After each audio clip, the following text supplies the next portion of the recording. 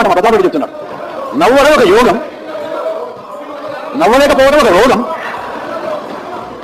నవ్వించడం ఒక భోగం. ఇది నీకు లేకపోతే మేము ఏం చేయమండి? నవ్వేవాడికి ఫ్రస్ట్రేషన్ ఉన్నట్ట, నవ్వని వాడికి ఫ్రస్ట్రేషన్ ఉన్నట్ట.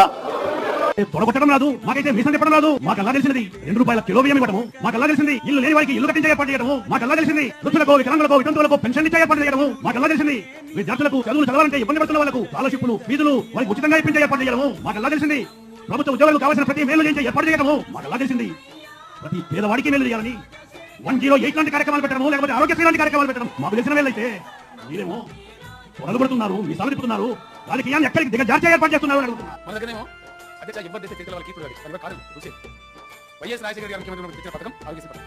It's very good scheme, very good scheme. మాకు దేశాలు ఇవ్వాలి, మంచి మంచి ఒప్పుకోవాలి. ఆయన ముఖ్యమంత్రి ఉన్నప్పుడు ఆయన కావాల్సిన వచ్చింది రూల్ అధికారులు అని చెప్పిన వాటి వాళ్ళు మంచి ఆలోచన చేశారు. It's very good scheme. ఇప్పుడు కేంద్రం పెట్టిన ఆయుష్మాన్